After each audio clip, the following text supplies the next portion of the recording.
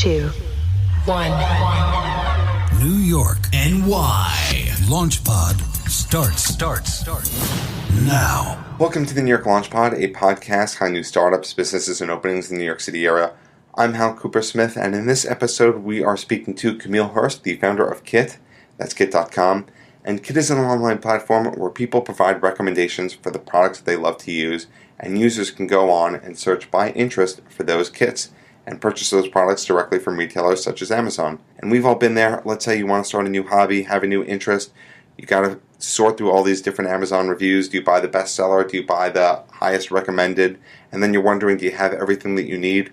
Kit seeks to solve that problem by purchasing everything all in one place from people who you know and trust. We actually made a couple of kits here at the New York LaunchPod because we talk a lot about podcasting equipment throughout the episodes. You can get a behind-the-scenes look at the equipment that we're using here. And we actually just got some great new equipment from Samson. They are a fine New York company, and they gave us some sweet new microphones, some booms, and these headphones that are so soft I never want to take off. So thank you, Samson. They didn't even ask for the shout-out, but I thought I'd give it to them anyway. And you can see exactly what that equipment is at kit.com/NYLaunchPod. So without any further ado, here's Camille Hearst. Stepping onto LaunchPod, we have Camille Hearst, the founder of Kit. Welcome to LaunchPod, Camille. Thank you. I'm happy to be here. Thank you for having me. So tell us about Kit. Sure. So Kit, we're at kit.com. It's K-I-T. It's a new platform for people to talk about the products that they love to use. So example that I like to give, a couple years ago, I decided to pick up electric bass guitar. And so I spent a lot of time doing research, asking my dad's friend, who's a professional bass player, about the right equipment that I needed to get started. Obviously, I needed a bass, but there's so many other pieces of equipment that go along with it, such as a case to carry it to my lesson to and from in, and a strap to hold it up while I was playing it, and an adapter, and all these other little bits and bobs that went with it. And so I've done all this time putting research into finding the right products and making sure I had the right things. And Kit is a place where I can easily share those products that I found and that I use and that I love. And so Kit has actually been really useful, not just for sharing products with your friends, but also for YouTubers, for bloggers, for people who have a following, who use products on a regular basis and whose fans want to know what it is that they use and recommend. And so we spent a lot of time building the site out for them. They love Kit because it's really fun and easy to use, and because they can actually earn some money on the side when someone purchases a product from one of their kits. I love the idea. I came across it and just fell into so much time shopping around for all sorts of things. How did you come up with this idea? Well, let me ask you a question, actually. You have all this amazing podcast gear in here. How did you find it? That's a very good question. So the way I did this was that I looked at YouTube videos in terms of how to start a podcast, and then that was my initial equipment. This is version 2.0 of equipment, and I'm very happy that it's from Samson, who provided this to me for free, and I love them. And so that's how I got this equipment, but I understand that you have podcast equipment kits. Exactly. So to go back to your question about how we came up with this idea, really it was about solving a problem that we have. When you want to get into a new activity, when you're searching for the products you need, typically what people do today is they sit down at their computer, they search Google, maybe they read 5 or 6 or 7 blogs, watch a bunch of YouTube videos. Then they end up on Amazon reading through tons and tons of reviews. What we've consistently found is a lot of times the last step in that process is validating via a person whose opinion you trust. And so that's really was the thesis and the thought behind Kit, is that the best way to discover products is not just from doing these blog searches and reading countless reviews on Amazon, but rather by going to people whose opinions you feel you can count on. Those people could be friends.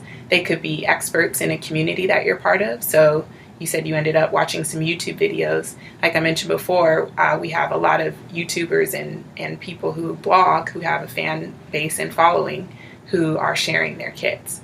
And so that was the thesis behind it. You know, my co-founder is Naveen Selvadurai, who co-founded Foursquare. And he thought about recommendations for a long time from the context of places. And we came together to work on Kit to recommend products. So similar kind of thinking, like how can we gather all this data and see what people are using and then use that to make great recommendations. But instead of places, we're in the products space. And for you, this started with the electric bass guitar? Yeah, there's so many stories and examples in my life. I'm the kind of person who likes to do lots of activities, and I'm constantly looking for new things to do that enrich my life, new experiences. I travel a lot, or just, everyday things like walking around New York City, I need a good pair of shoes, or it's winter now, I need some new skin cream, a new routine because the weather is so dry. And so all of that just requires a lot of time, energy, investment in researching. And there wasn't somewhere out there that helped me easily discover the best products. Do you still play the electric bass guitar? I look at it in the corner of my living room and I dream one day when Kit is very, very successful and I have a bit more free time, I will pick up lessons again. So you were able to get all these people to provide recommendations. How were you able to do that? So what we've done is we've just built something that people really find useful. What we have done is just reach out to people we think would be a great fit for Kit and explained what it is we're about and what we have to offer. And for people who are about the business of recommending products online, we fill a gap for them and we fill a need. So it really has just been a matter of understanding our target audience, like really understanding them, not just saying, oh, we're going to go build something, but figuring out what it is that we can solve for them and understanding a need, a pain point, and building something that fills that need. And then going out to them with the right messaging. It's the next step, because articulating what you've built and why it's useful to them and why they should care is a challenge in and of itself, which we spent a lot of time crafting. And once we did those two things, we definitely saw it click, where the product we built and the market it's addressing have both fit one another. What is the demographic that you're pursuing? Well, ultimately, we envision Kit to be a place where anyone can discover new products. And we view it as a platform, very much horizontal, meaning lots of different verticals could live on top of Kit and on top of what we've built. Right now, we've seen a lot of success in, as you mentioned, tech gear. So podcasters, people into film, photography, people who are really into their desk setup, their PC builds, things that they're using to get stuff done. And that's where we've seen the most success. Beyond that, I'm very excited about some of the other categories on Kit. So book lists, I think, are incredibly fun. It's really nice to traverse the site and see what your friends or people you admire are reading or have read in the past year.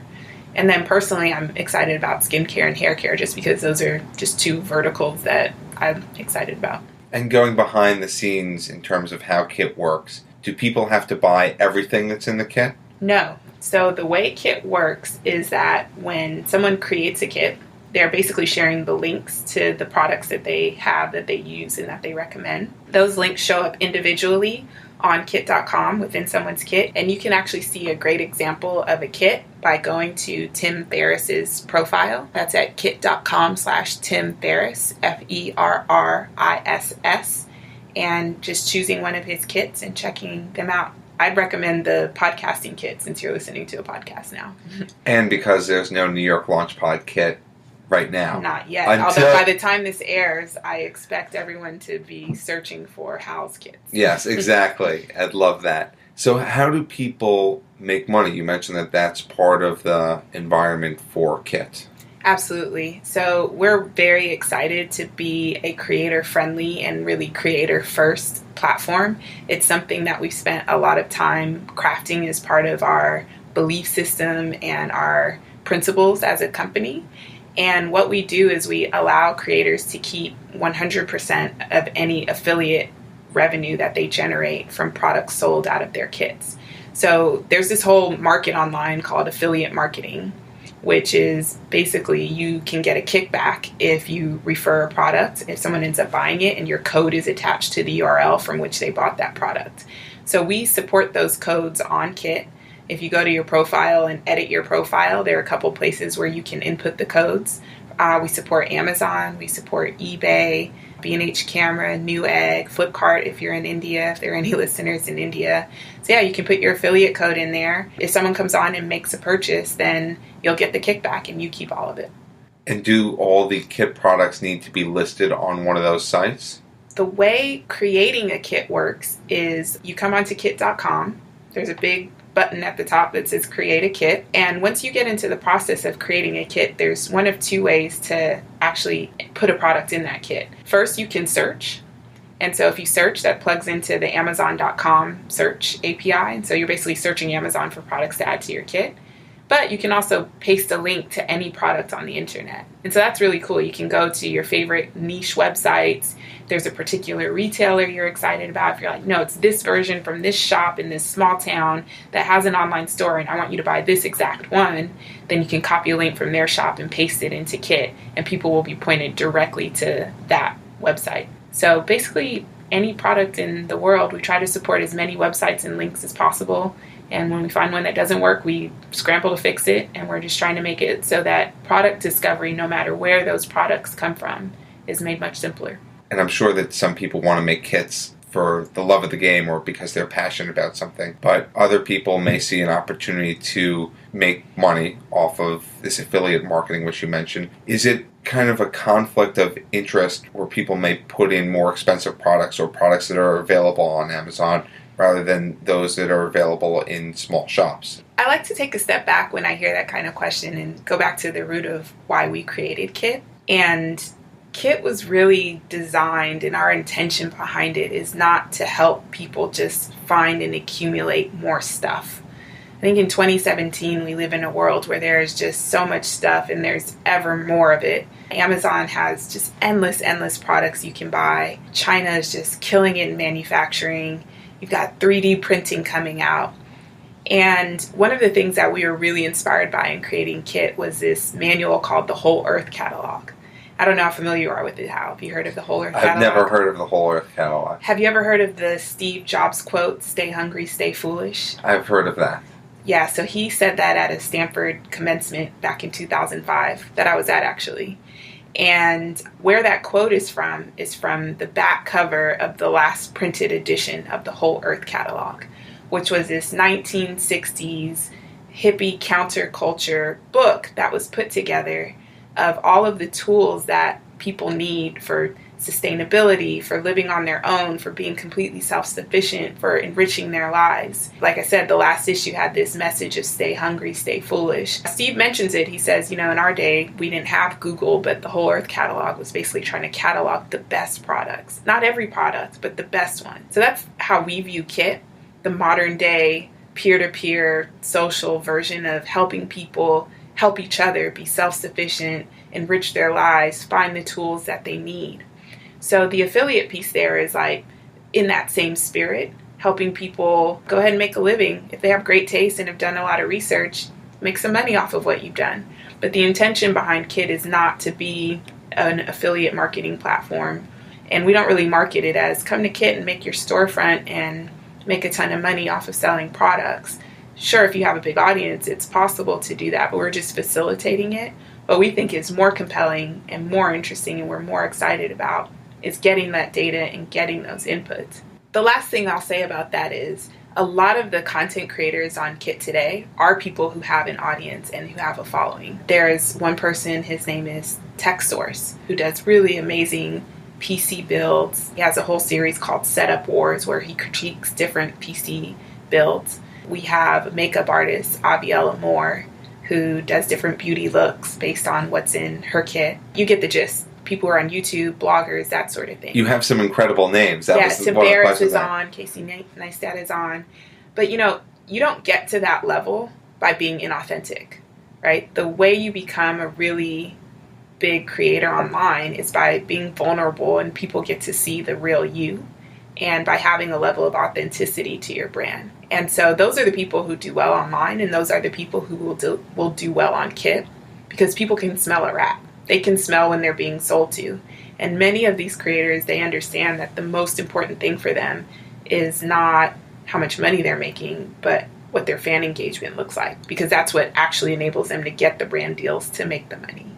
And so we've seen pretty consistently that people aren't abusing Kit. They're using it to share the products they love. Do you have a way on the platform of differentiating someone who is a rat versus someone who's more authentic? Or are each of the kits treated the same way? Well, we've been lucky in that we actually haven't had to experience people using Kit in an inauthentic way. People are generally using and sticking to what the intention is. We do have badges on the site for people who are verified. So if you're a known travel expert or tech enthusiast, or we have a professional soccer player on the site, we put badges just for some trust and credibility, so you know this is a person who has some domain expertise, is an expert in their field and in their space. But beyond that, the content on the site is treated generally equally, and we just haven't had that problem and haven't had to deal with it. That's great, and that's wonderful to hear. How does Kit make money? So we are pre-revenue, which is not unusual for a company at our stage.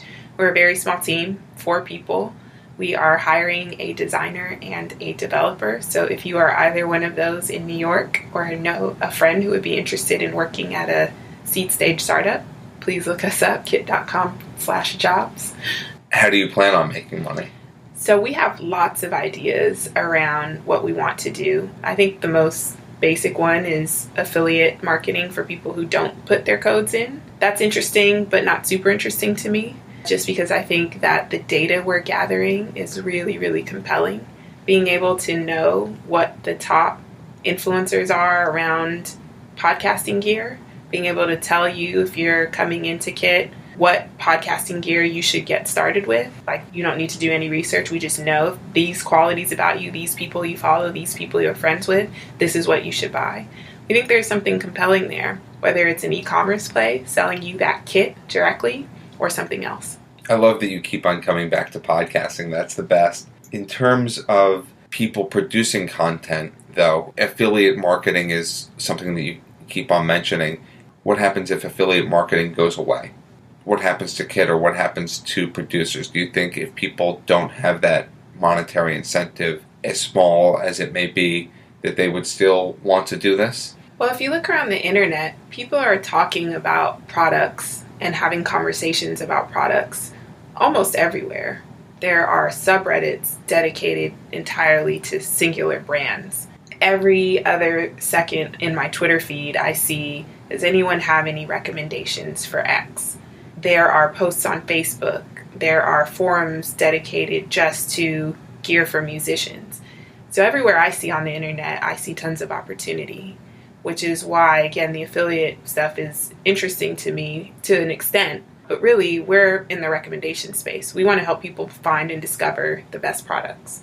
As I mentioned, I love going on the site. I just spend so much time when I'm on it. On the site, I just think of things that I want to buy, and it's so cleanly laid out. Is this the future of shopping, you think, in terms of recommendations?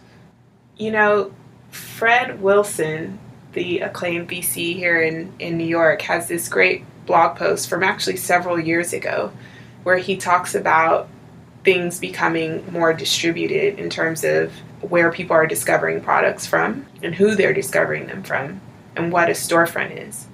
Ben Evans from Andreessen writes about this also, where he says Facebook is, social on top of Google, but we're social on top of Amazon. He's tweeted this probably once a month for the last 6 months. Also, you just look at human behavior. What are people doing today? They're scrolling through Instagram. They're talking to their friends. Like, none of this behavior has really changed. We're constantly discovering things from people we know. There hasn't been a product on the internet that's facilitated that really well. So it's the future, but it's also now. I think it's behavior we see. We think that we can aid it and help it and build on top of what we see today. And so I think some of the things that we have in mind for future as we think about future interfaces, whether that's VR, it's chat-based, it's voice, there's some really cool things we want to enable that just build on what we see people doing already anyway. On the site, how does it work? You follow people, you create a username, go through what happens when someone is on Kit. Sure. So go to kit.com, go there right now. Right, KIT.com, and sign up. You can log in with Twitter, you can log in with Facebook, you can sign up with email. And once you've created an account, you pick your username and you have a profile on Kit. So kind of standard social site stuff. And at that point, you can follow people. So you can find your friends from other sites. You can find celebrities and influencers that you may follow on other sites and follow them on Kit. You can go to different communities. So you mentioned, we keep mentioning podcasting, but before the mics turn on. We really have to start the New York Launch Pod Kit. Yeah. But running, that might be a topic you're interested in. Coffee. So we have all these niche communities where people are having back and forth conversations around what it is that they're into. One of my favorite topics on the site, again, just personal interest, is holistic and natural healthcare stuff. So people are making their own soaps. They're sharing their vitamin regime and supplements. It's January now, new year, new you. It's like, what tea are you drinking? What's your daily practice for living your most optimized life? And so you can become parts of those communities and find other people. You don't have to create a kit. You can just participate in the conversation, or you can save and bookmark products to find them later. You can save a kit and have that be your shopping list for later. And then, of course, you can create a kit, which I talked through earlier.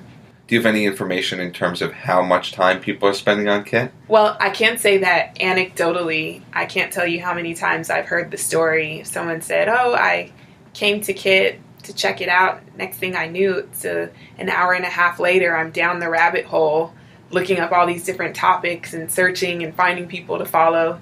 So we do know that people are spending a good chunk of time on Kit once they get there, especially people who are what we call product junkies. They love the site.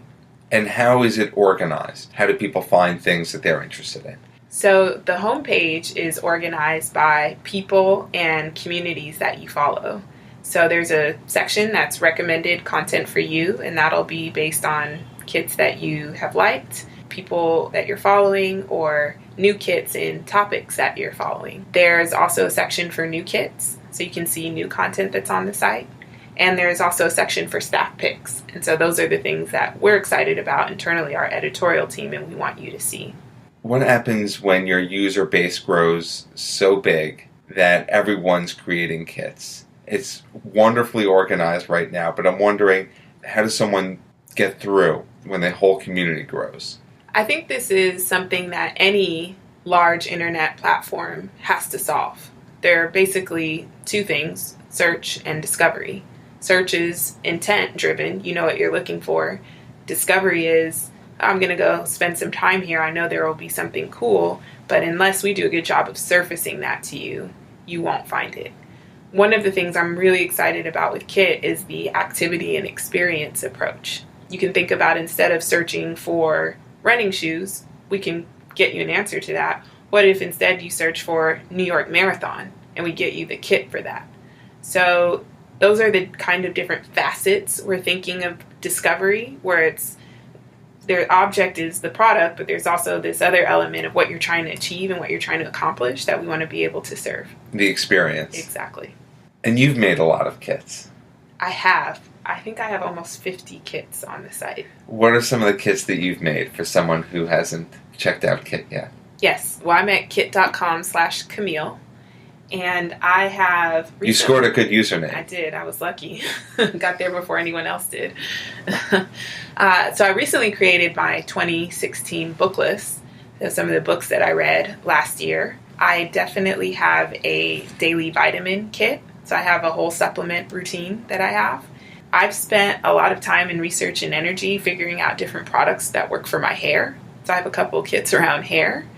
I have an at-home fitness kit that I literally use 3 times a week and look at 4 days a week. What's in that one? So there's a yoga strap in there for stretching. There's a Pilates magic circle. There's a block for yoga stretching, and these 2 balls called Franklin balls, which are great for rolling out your feet and tapping on sore muscles to stretch you out. There's also a stretchy band in there for doing some resistance work. And that's your favorite kit? Yeah. What's been some of your biggest challenges? Definitely just starting from zero and getting to where we are today has been the biggest challenge. There's a lot of connecting the dots that has to be done between having a grand vision and then executing against that.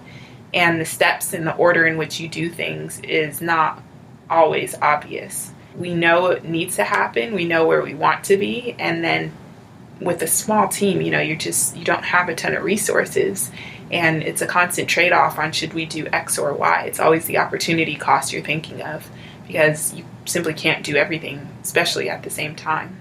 You've been in the tech space for a while. I have. You worked at Apple before this and Google, and then we were talking about Halo. Mm-hmm. How has those experiences prepared you for starting Kit? So first and foremost is learning how to execute. That has been the number one thing I've taken from my history because every place I've worked has been amazing at actually shipping beautiful product. And that's not an easy task. There are a lot of steps involved.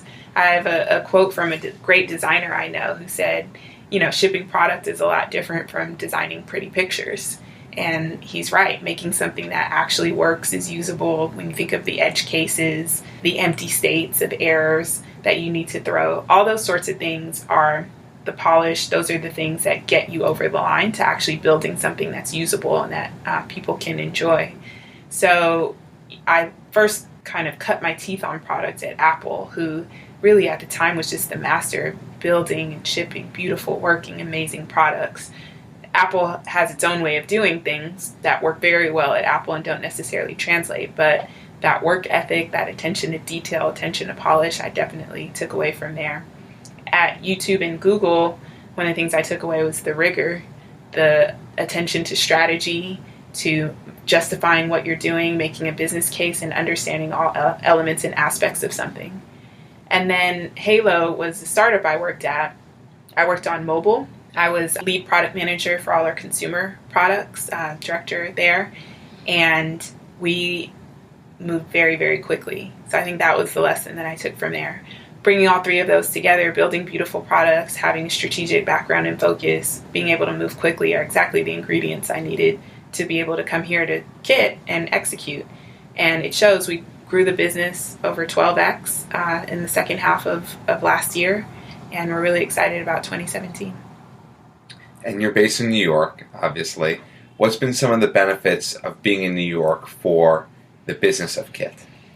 Every day I walk outside in New York and I just draw inspiration from everything I see around me. The people here, the energy, the architecture, the industries people are working in, the hustle, the grind, the struggle. I'm from San Francisco originally, born and raised. And so I know what it's like to have a easier pace of life and a more simpler lifestyle. And living in New York is really hard. I think just getting everyday stuff done here is a degree more difficult than it is in most places. So if you're here, it's because you want to be here and you're trying to get something done, or you're from here and you grew up and this is your normal, and just having that edge of, okay, I have to work a little harder than almost everyone else to get things done, which is something I really appreciate. And I think that work ethic and that inspiration has really influenced what we've done with Kit to date and where we want to take it in the future. And fundraising, you were in the news recently because you closed a round of $2.5 million? Yes, that's right. How was that? It was amazing. I mean, we worked at it for a long time. Fundraising is not easy. I don't care who you are. You hear these stories of people getting checks written. I guarantee even they had a hard time because it's very hard. I'm super proud that we were able to do it. We have a great group of investors who I love. I'm really, really proud to be working with. And it was a lot of work, but I think we are better for having gone through the process. We sharpened our focus, we tightened up our story, and we're really ready to go in 2017. And you mentioned that you're hiring. What else are you doing with the funds that you raised? Yeah, so we're focused on growing the business, not necessarily growing in headcount, but growing our core metrics. And so what's going into that is bringing on those 2 full-time roles I mentioned, a designer and a developer, as we continue to build out tools for creators, so people who are making kits on the site. We're also focused on understanding what are some of the more interesting consumer experiences that we can build. I'll give you an example. We recently launched on Amazon Alexa a bot where you can actually download what's called a skill. It's the equivalent of an app in the Alexa store. They call it a skill. And it's called Kit, but the way you bring it up is you say, ask Kit. So you can talk to your Amazon Echo or Dot if you have one at home, and you can say, ask Kit to recommend me a standing desk, or ask Kit what the best under eye concealer is. So it's early days, it's an experiment at this stage, but we're super excited because it really demonstrates the long-term vision where we're making recommendations on the spot, and we want to do more of that with this round. What are some of your key metrics? We're looking at products added to Kit, and we're looking at monthly active users, so people who are creating kits, who are viewing kits and clicking on them, basically usage of the site. How many users do you have now? Like I said, we grew 12x last year, so we're really excited about that, and we're looking to do it again this year. The domain name, so simple, so short. Is there a story about how you snagged it? Let's just say the people that we work with are very, very good at short domain names. That's very intriguing. I'll give you an example of some of the other domains that they've gotten. Mix.com, reserve.com, so pretty good, spot.com. These are some people, if you're on the internet, it seems like you have to know them. Yes. Again, I love the idea. We have to come up with a New York LaunchPod kit based on the number of times you mentioned podcasting. How do people find out more about you and Kit? Go to kit.com, KIT.com. We actually have a great blog where we write a lot about the people creating content on Kit. I write from time to time about our view of the world and what we're up to, what we're trying to accomplish, and you can find that at blog.kit.com. Social media? We are on Twitter at #Kit, so spell out the word hashtag, HASHTAG, and then Kit, KIT. We are on Instagram, just Kit, and we are on Facebook. Well, Camille Hearst, it's wonderful what you're doing. Thank you for stepping onto the New York LaunchPod and sharing your time with us. Thank you for having me, Hal. And if you want to learn more about the New York LaunchPod, you can follow us on social media at NYLaunchPod. Visit nylaunchpod.com. Leave us a review on iTunes. It does help, and we look forward to hearing from you. Thank you for listening to this episode of the New York LaunchPod. For more information, please visit nylaunchpod.com.